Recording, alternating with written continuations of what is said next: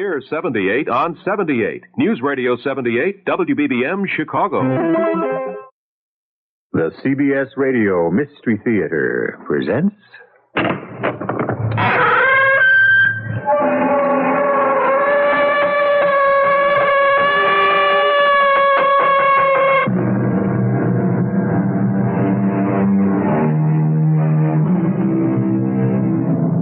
Come in. Welcome. I'm E.G. Marshall.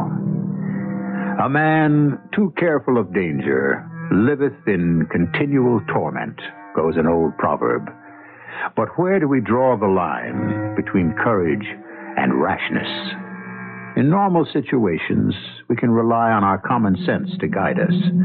But what do we rely on in situations which involve forces we know nothing about? Sir, look. Something's come between us and the door. It looks like an enormous shroud with luminous green eyes. It's coming toward us. Stand firm, Cheevers. It's only an illusion. If it's only an illusion, why can I feel its force? The supernatural does not exist, Cheevers. It does not.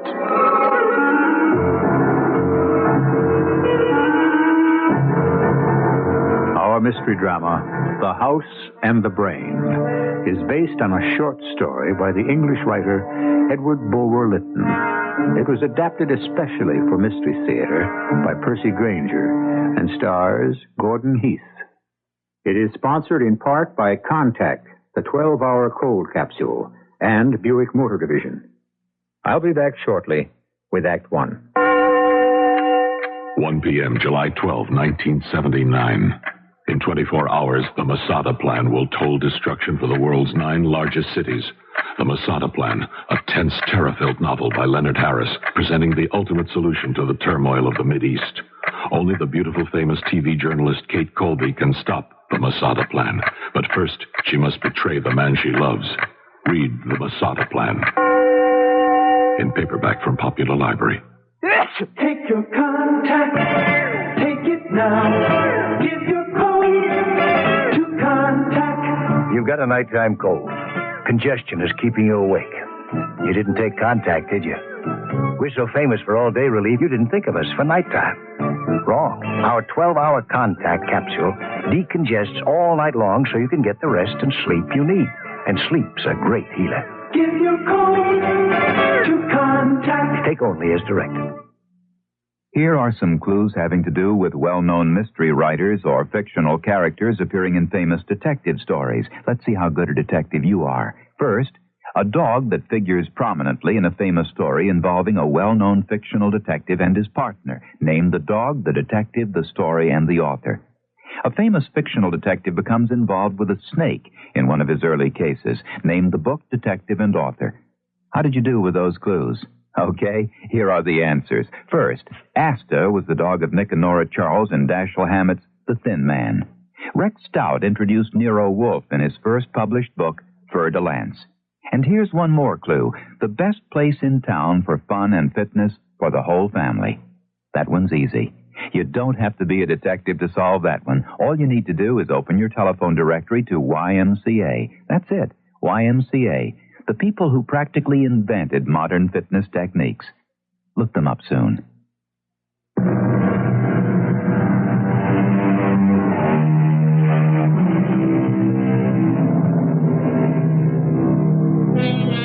The Haunting of the Living by the Spirits of the Departed has long been a popular theme among writers on the supernatural.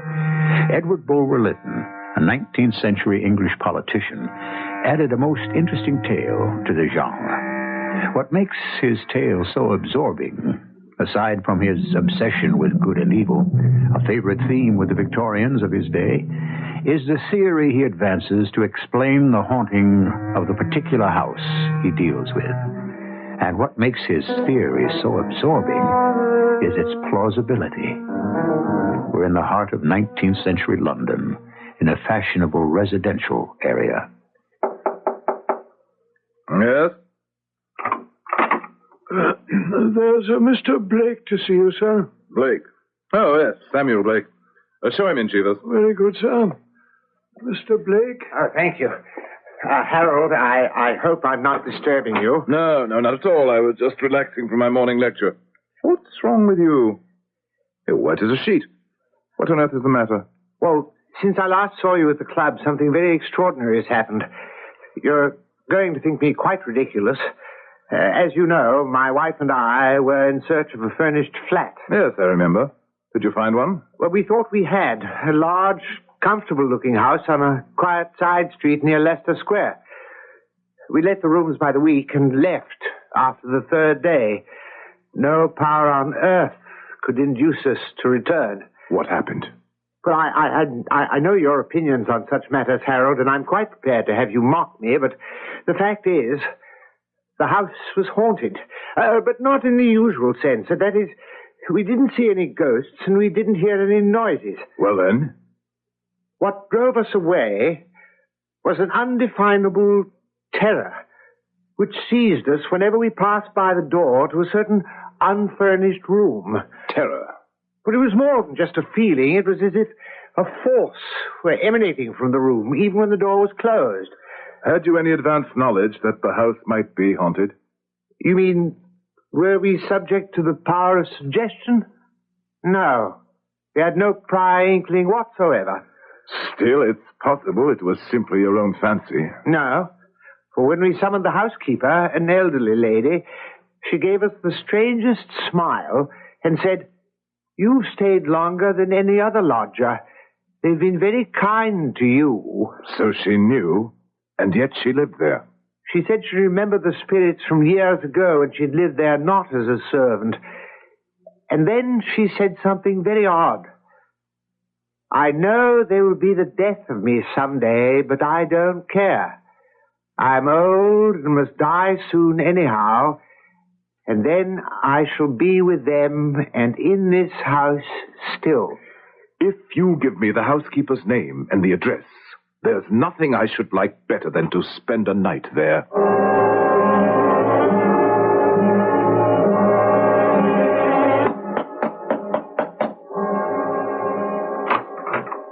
Yes? My name is Harold Rumsford. I'm looking for a Mrs. Cavendish. She's not here. This is 47 Hatch Lane, isn't it? I said she's not here. I was told by a former lodger, Mr. Samuel Blake, that she was the housekeeper of this establishment. Mrs. Cavendish is dead.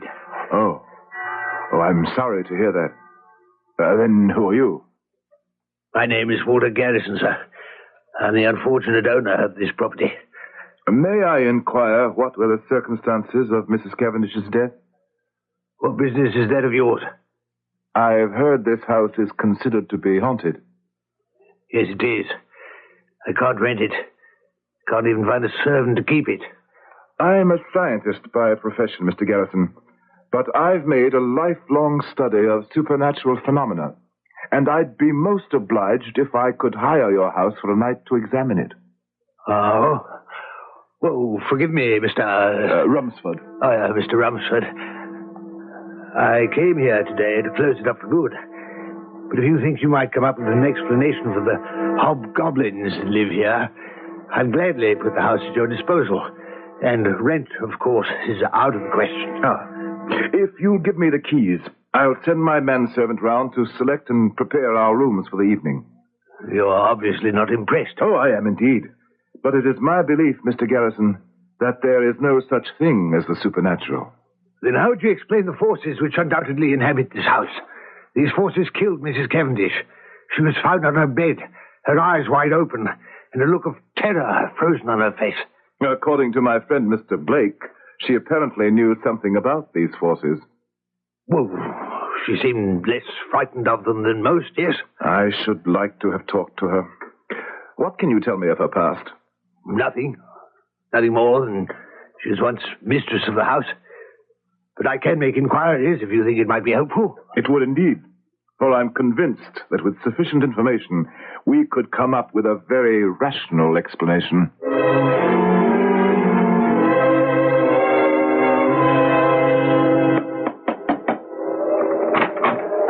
Good evening, sir. Welcome to the haunted house. Hello, Cheevers. You brought Duke with you. He enjoys prowling about these old houses so much I could hardly leave him at home. Right. Well, if you come upstairs, I've got a room all ready for you. Have you seen or heard anything yet? Oh, couple of queer things, I suppose. What? Well, the sound of feet pattering behind me. And once or twice whispers in my ear. Nothing more. And you weren't at all frightened? Oh, no, not in the least, sir. This is your room, sir.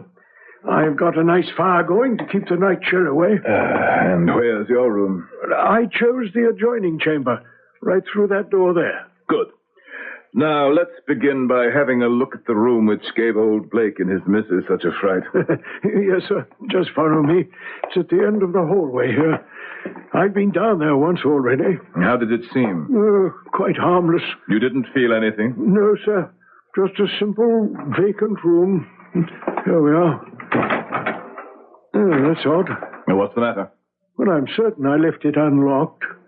I shall have to go back for the key.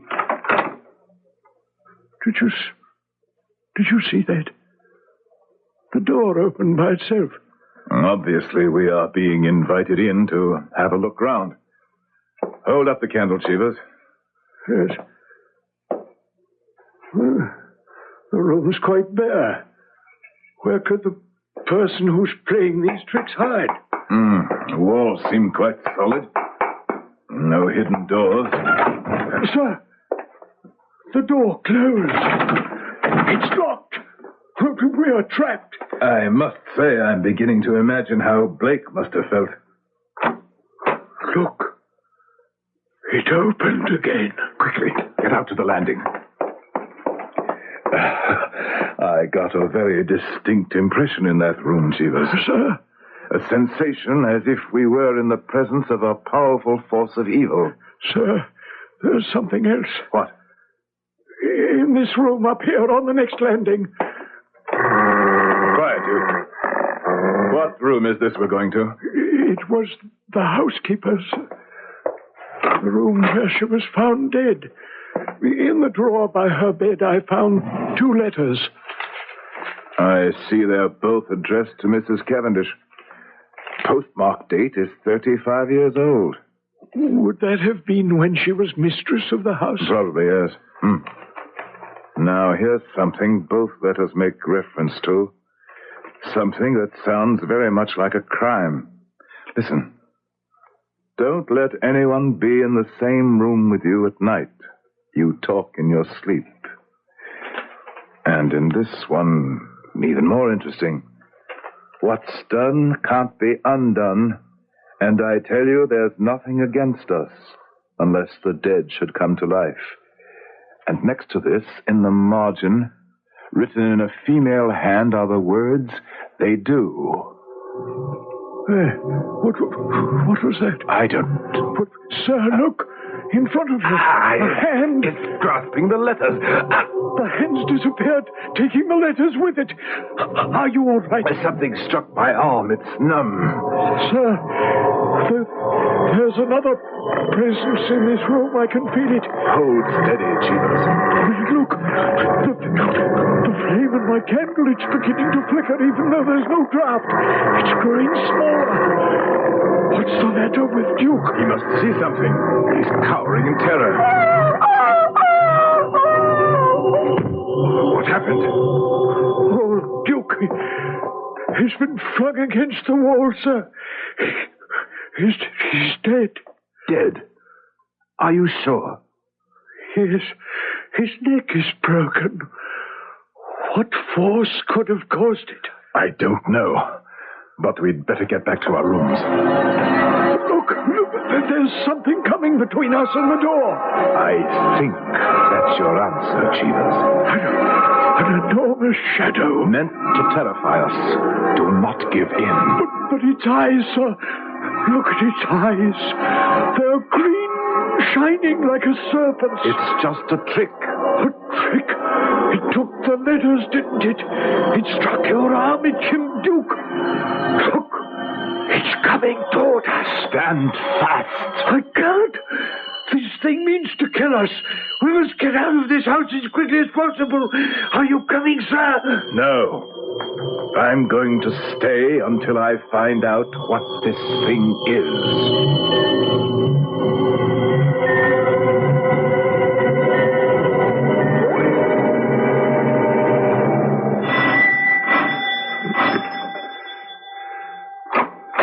Yes? Good morning. Are you Mr. Garrison, owner of the house at 47 Hatch Lane? I am. What may I do for you? My name is Cheever, sir. I'm manservant to Mr. Harold Rumsford. Or perhaps I should say the late Mr. Rumsford. What? What's happened? We must call the police at once. Your house contains a force of such power I saw it break the neck of my master's dog with my own eyes. Broke its neck? That's when I fled. And Mr. Rumsford? He was determined to stay and confront this force, this apparition that arose before us. It was horrible, sir. It had empty, snake-like eyes that glowed in the dark, the most terrible shade of green, and it was as tall as the ceiling. And Mr. Rumsford has not been home this morning? No, sir. We must go right away. Excuse me. I'm sure we'll find him horribly mangled. Mr. Rumsford. Good morning, Garrison. Cheevers. Sir, are you all right? I think so. It got considerably worse after you left. What happened? Oh, I can describe what I saw, Mr. Garrison, but I'm not at all sure I can explain it. Of one thing, however, I am absolutely convinced. This force that haunts your house is a powerful and evil will that somehow has its origin in a living human mind.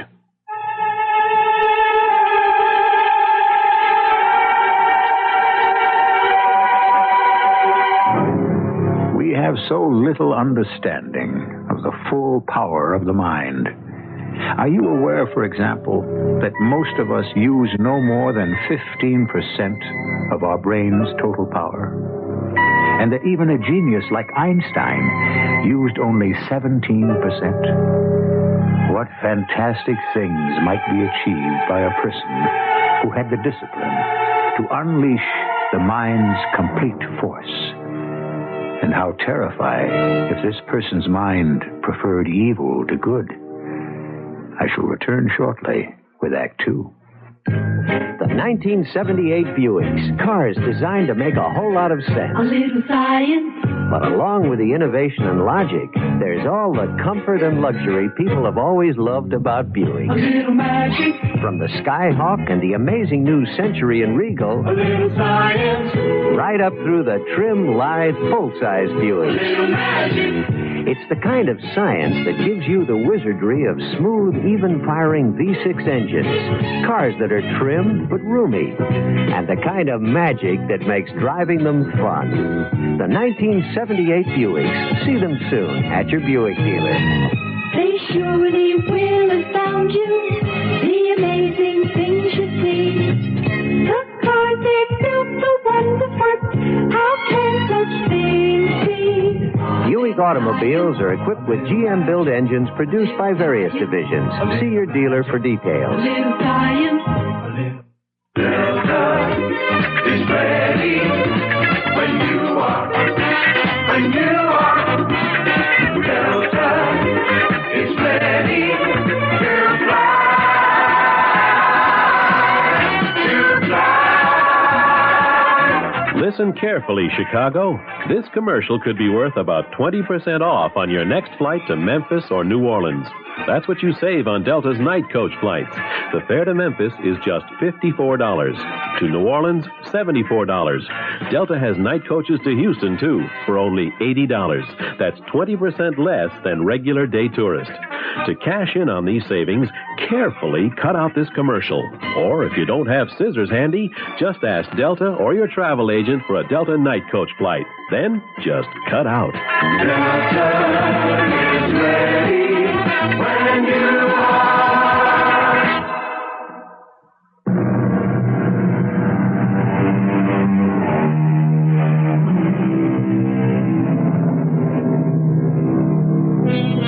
If a man harbors any sort of fear, it percolates through all his thinking, damages his personality, and makes him landlord to a ghost. So spoke Lloyd Douglas. Fear can make us cowards, But it is also a survival instinct, bred into all species. Lack of fear can lead us down dangerous paths. Harold Rumsford has demonstrated a remarkable presence of mind, but is this to be envied? For where might it lead him? You think some person is behind the troubles in my house? Why, Mr. Rumsford? Because, Mr. Garrison, things do not simply appear out of thin air. Chivas. Yes, sir. I must talk with Mr. Garrison. Will you wait for me at home? Yes, sir. I want to apologize for breaking ranks last night. That will be all, Chivas. Yes, sir. Good day, Mr. Garrison. Good day. Let me begin by describing what happened. Your manservant told me about the shadow. With the curious snake-like eyes, yes. Next, I was attacked, literally attacked, by a horde of images. I could feel them physically striking me. Now, what kind of images? I couldn't tell. They seemed only half-formed and came and went with lightning speed. But the strangest thing was, I felt the threat was not to my body, but to my mind, as if someone were trying to subjugate me by terror. And I knew if I gave in, my fear would kill me just as it killed my dog. Oh, yes, I heard about that. I'm sorry. Quite abruptly, this random assault of images gave way to two brief scenes.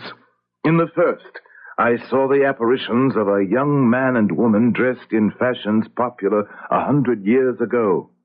They approached each other like two lovers, but just as they touched, the shadow swooped down and covered them.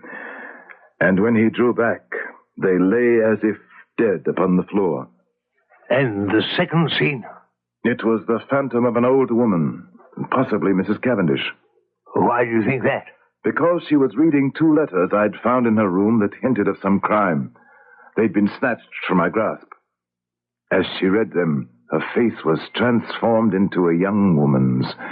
Then behind her there appeared the bloated face of a man. Bloated? As if he might have been drowned. The woman turned and reached out for him as if she was begging forgiveness.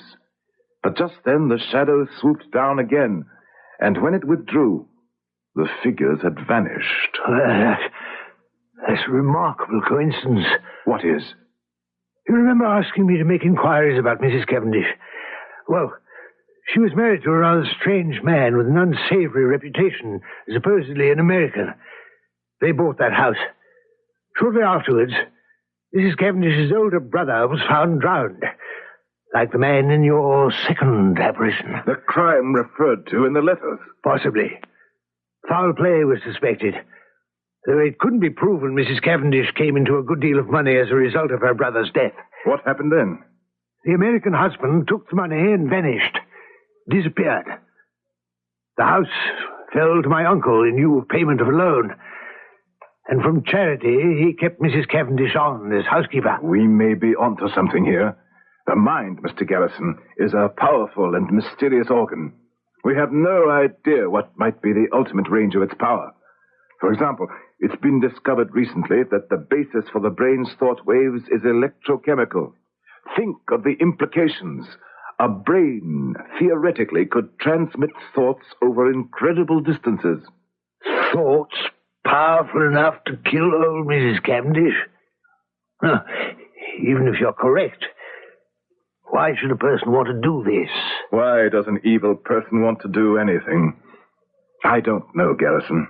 But I am certain that what I saw and felt in that house last night were the half-formed and ever-shifting thoughts of a human brain. But could this brain, or this person, have known details of Mrs. Cavendish's brother's murder?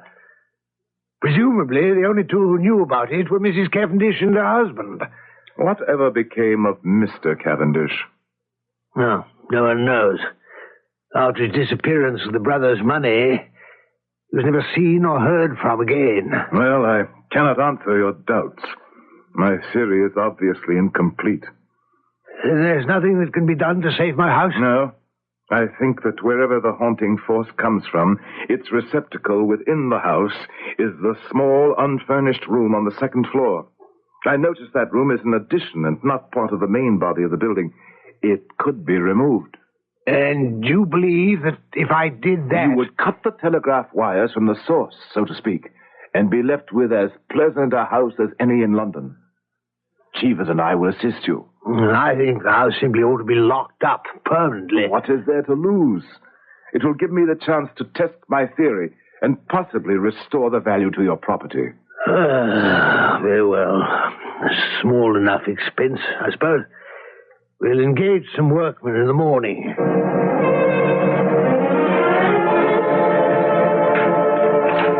Well, we've had a smooth enough time of it so far. I suppose. Sir? What is it, Cheevers? We've discovered something very interesting. There appears to be an entire room beneath this one. Did you know anything about this, Garrison? No. Come look down where the floorboards have been taken up, sir. Why? Yes, so there is. It appears to be furnished. How odd. I never suspected its existence. Cheevers, have the man remove more of these boards.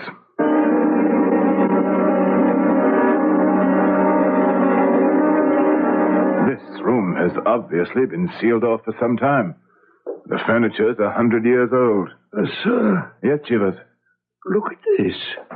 Lodged in the chimney brick. What? Yeah. Oh, it's a wall safe. The lock is quite securely fastened.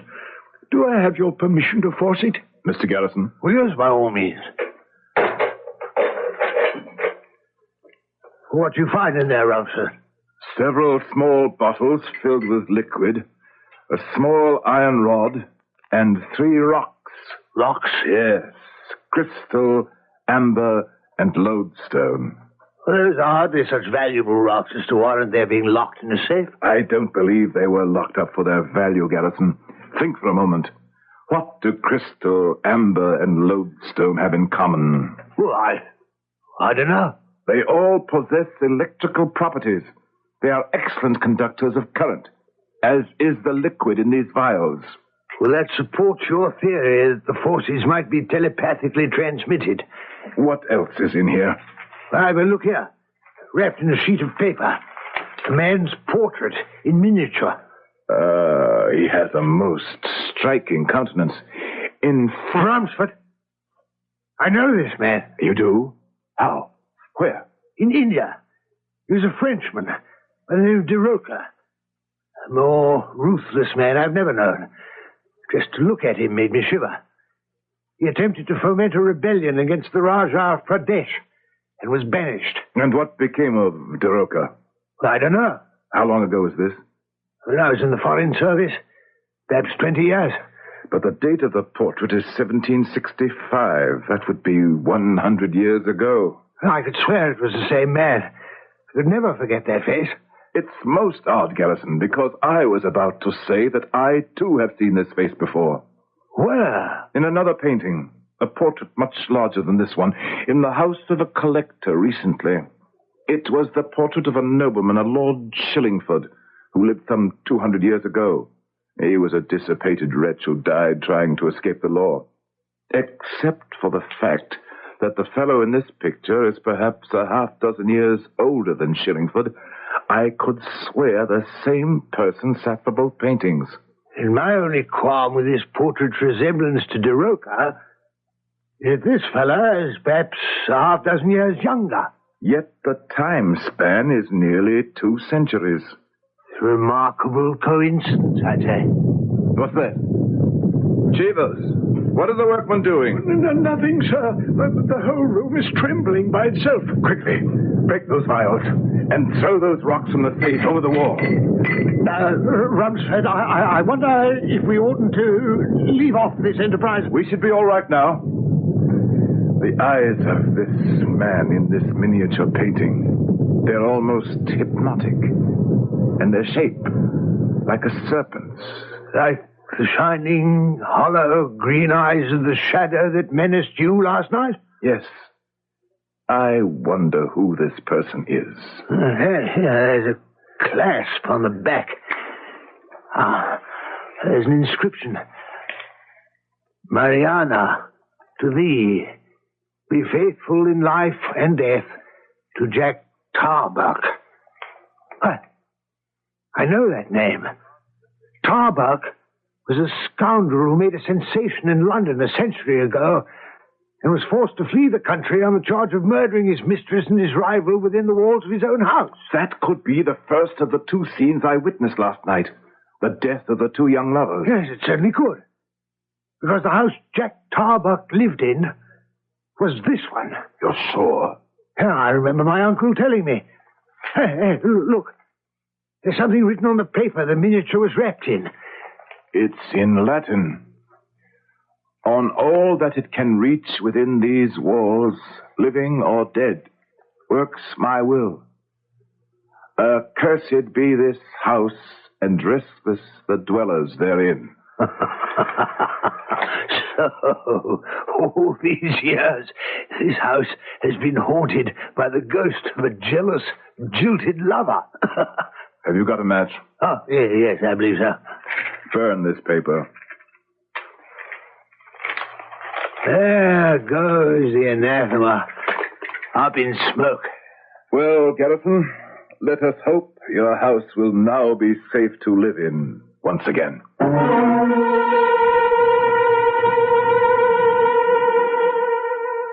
If Harold Rumsford is correct, then by destroying the crude transmitter in the safe, the house should be free from the forces which cause so much terror and destruction. Some very interesting questions have been raised which have yet to be answered. I shall return shortly with our final act.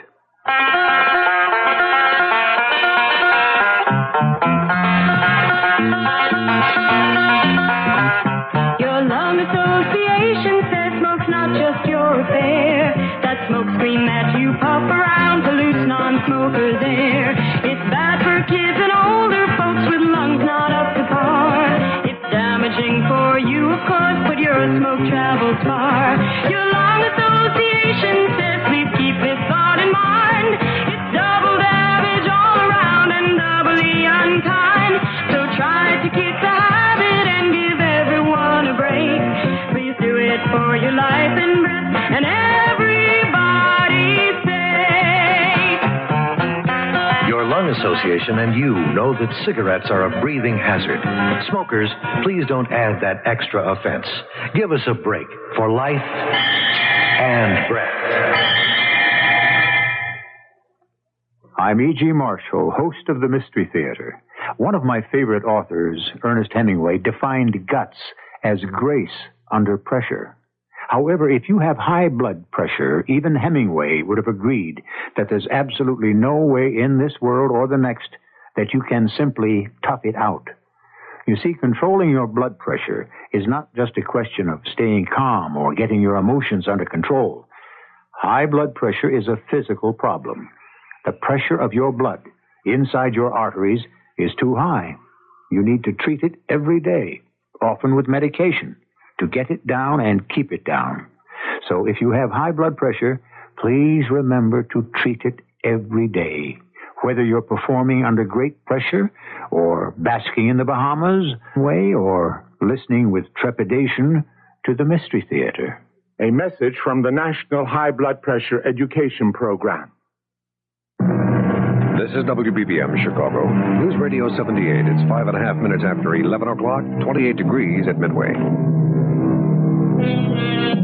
If you were to pick up a hammer and bash in your radio at this very moment, you could rid yourselves of the sound of my voice. But you would not, of course, destroy it. Or me either, for that matter. This grim thought is simply by way of illustrating the point we have reached in our story. Mr. Garrison's house may now be free of the evil influences that haunted it. But has the evil itself been destroyed?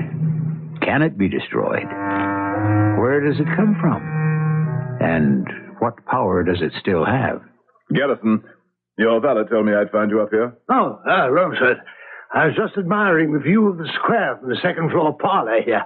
And I noticed the moving van down there in the street. You've decided to occupy this house yourself? Oh, why not?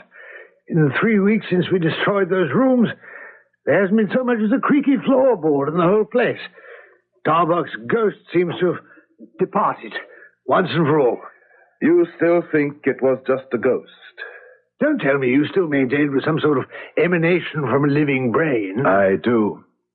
But even if mesmerism, or whatever you choose to call it, could work in the absence of the operator and produce these extraordinary effects, is it possible those effects could continue when the operator himself was dead? But if he were not dead? Not dead? Well, that's hardly likely.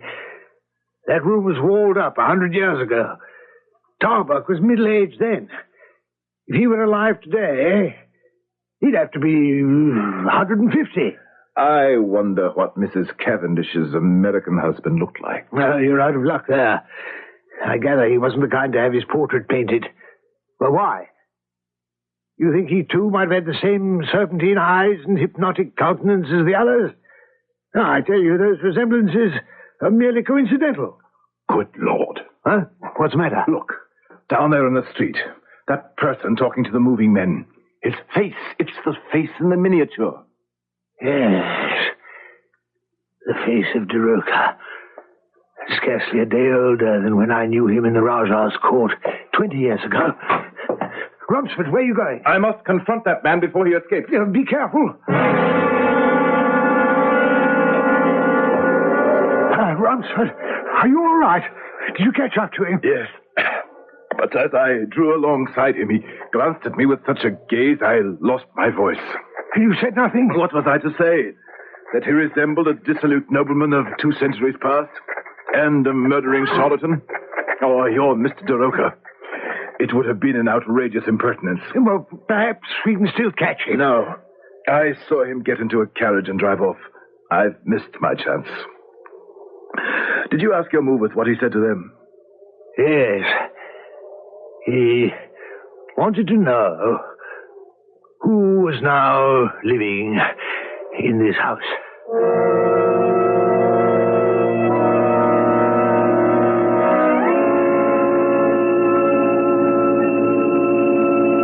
Harold. Oh, hello, Samuel. I haven't seen you at the club here for weeks. Not since I came to your house that morning with my tale of terror. Did you go through with your plan to spend the night there? Yes, I did, actually. Wasn't I right? Wasn't there a supernatural force? There was a force there. Blake, that man. What?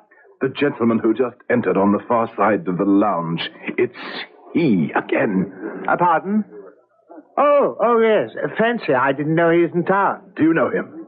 Yes, matter of fact, I do.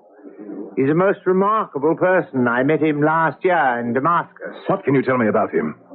Among other things, he's the best Oriental scholar I know. What nationality is he? British. He's lived out of the country for many years, though. He's only recently arrived here. Just between you and me, I suspect he's a renegade of some sort. What makes you think that? Because he's immensely rich. But I have no idea how he came to be so. Nor, so far as I can tell, does anybody else. And, by the way, he's a great mesmerizer. A mesmerizer? Oh, yes. I've seen him with my own eyes produce effects on inanimate objects. Will you introduce me to him? I have some questions I should very much like to put to him. Yes, of course. What's his name? Rather plain one. Richard. And his birth? His family? I have no idea. His past is really quite a mystery. Come, if you want an introduction. Mr. Richards? Yes? Mr. Samuel Blake, I believe? Yes, we met in Damascus on April 3rd of last year. Yes. I should like to introduce you to a friend of mine, Professor Harold Rumsford. He's a scientist with a particular interest in natural forces. How do you do? I'm most interested to meet you, sir. I'm sure you two have much in common, and you must now excuse me. I see the gentleman I've been waiting for has arrived. Goodbye, Blake. And remember, Harold, the next time we meet, I want to hear all about your experiences in that house. What house is that? Nothing. Your accent, Mr. Richards, it's quite singular. Is it? Yes, rather difficult to place. I would venture to say you've traveled a good deal. Yes. I've not been in the habit of speaking English for some years now. Not since you were banished from the court of the Raja of Pradesh. I beg your pardon. I have seen a miniature of you, Mr. Richards, in a house you once inhabited and perhaps even built in Hatch Lane.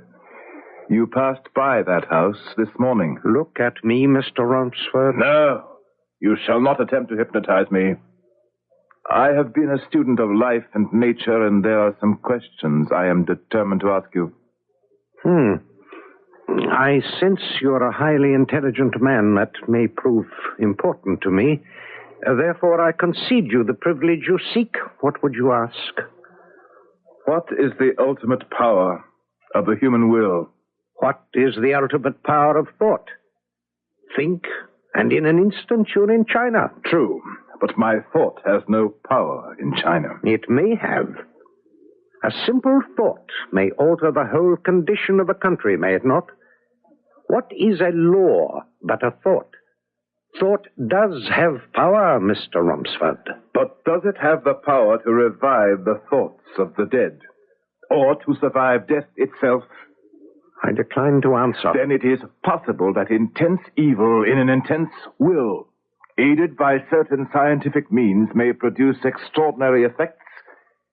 Is it possible, for example, that it can haunt a house by raising all the guilty thoughts and guilty deeds ever conceived or done within those walls? And is it possible that if this will were disciplined and focused enough, it could invest these thoughts with the power to kill, if the will of the person under attack did not resist with more strength than the will of the attacker? You are not without glimpses of a mighty secret. Glimpses? You are only close to the truth. Why do you refuse to answer my question about the power of thought to survive death? Why do you think, Mr. Romsford? I shall give you a hint. The brain may have such potential, but in the instance which you have just described, it is not necessary. Then it is true. It is possible. A person having trained his willpower to such a degree may turn that power on himself. Precisely. And will to live on. From time to time he appears to die. He transfers himself and his wealth to another part of the world and doesn't return until those that would remember him are dead. Is this true, Mr. Richards? Is this true, Lord Shillingford? Jack Tarbuck? Mr. Cavendish? Mr. DeRoca? You have an extraordinary perception, Mr. Romsford. An extraordinary mind. But even though you can slow the advance of age down to an imperceptible crawl, you cannot arrest it altogether. I can see lines in your face that were not there in your portraits. You will die, Mr. Richards, for even a will as powerful as yours cannot conjure immortality. I have sought one like you for the past 100 years. What? It is too late. You have looked at me. You cannot avert your eyes. Look, Mr. Romsford, look. Now that I have found you, we will not part till I know what I desire. The vision that sees through the veil of the future is in you at this hour, never before and never to come again. Soar and look forth. You are right. I have mastered great secrets by the power of the will, but I must know, can I escape death by accident? No. Every accident is providence. Shall I then die by an accident, or ages hence by the slow, inevitable growth of time? You shall die by accident. But is not the end still remote? Regarded by normal standards, it is still remote. And before it comes, shall I use my powers to win the power that belongs to kings? You will yet play a part that will fill the earth with commotion and dread. You will have power such as no man has ever had before. But not forever? Not forever. How and what is my end? Look east, west, north, and south. In the north, there the specter of death will seize you. But that day is very far off. Yes. These are all the things I wish to know. Sleep now.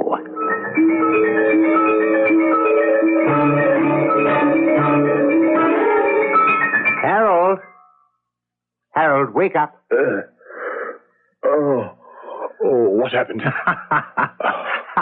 I never thought I'd see this. You, who have always declared yourself proof against mesmerism, has succumbed at last to my friend Richard. Richard? Where is he? He's gone. He left shortly after you passed into your trance, saying you would not wake up for an hour. I've been asleep an entire hour. To the minute. You all right? Where is Mr. Richard staying? I believe at the Trafalgar Hotel. We must go there at once.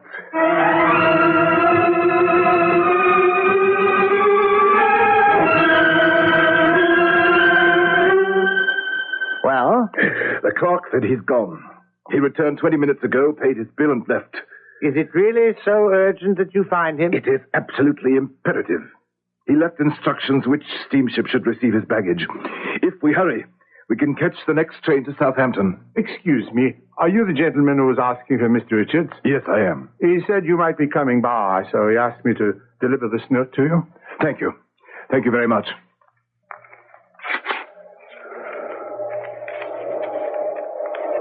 I wished you to utter what was in your mind.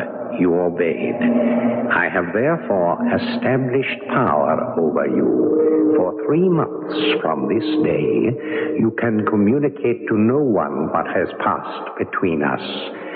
Do you doubt my power to lay on you this command? Try to disobey me. At the end of the 3rd month, the spell is raised. For the rest, I spare you. I shall visit your grave a year and a day after it has received you. Harold? Harold? What? What does the note say? Oh, it's nothing, really. Well, we've got to hurry if you still want to follow Richards to Southampton. I don't think so, Blake. No? But just a moment ago, you... Now, see here, Harold. What's this all about? Nothing, Blake.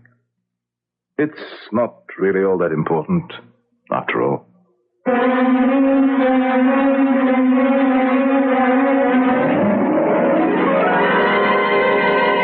can say when an extraordinary person will appear among us? Who knows what thoughts, what intentions, what powers lurk behind the placid countenances of those we pass on the street? When will one of them step out of line and declare himself a savior, or an avenging angel, or simply an evil egotist, bent on acquiring for himself all the wealth and power he can until he is stopped? I shall return in a moment with a final word. It happens somewhere every day. A blazing house and a fireman kneeling beside an overcome child. Come on, kid. Live. When the eyes flutter open, when the breath finally comes easy and regular, only then can the fireman relax and maybe take a little pride and pleasure from the special gift he's been given. It's a learned gift with a big name, mouth-to-mouth resuscitation, and it can literally bring people back from death. He's going to make it. Whenever you wonder where Red Cross money goes, think of this. Part of your money goes to train people in all walks of life to do what needs to be done when the chips are really down. Maybe you'll never need to be brought back to life with mouth-to-mouth resuscitation. Then again, maybe you will. Cross is counting on you to help.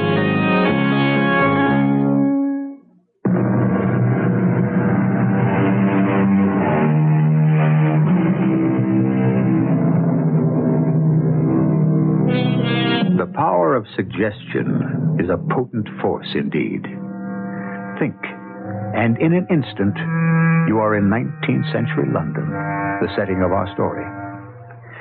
Think, and your mind can transport you anywhere we choose to take you, here on Mystery Theater. And that is why you will tune in 7 nights a week. Do you hear me? Our cast included Gordon Heath, Robert Dryden, and Court Benson. The entire production was under the direction of Hyman Brown. And now, a preview of our next tale. And we'll work together and make lots more money together. But we bleed. Now, Erica, this isn't funny. Of course not. It's very serious. Erica. Now, you see? Here is something real. No, Erica. Could anything be more real than this piece of steel? Blue steel? And from this comes the ultimate reality. Erica. Death. You're real, Tom. And I can prove it. I can make you bleed. Erica, put that gun away. Here's something real for you, Tom. Something real. Radio Mystery Theater was sponsored in part by Buick Motor Division and Contact, the 12-hour cold capsule.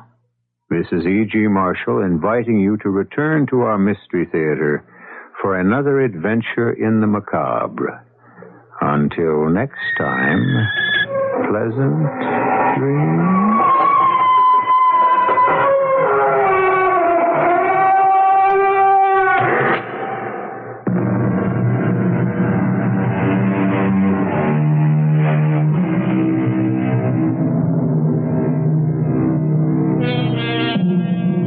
WBBM Chicago, News Radio 78. It's 11:24 at 28 degrees at Midway Airport. CBS News in just 1 minute.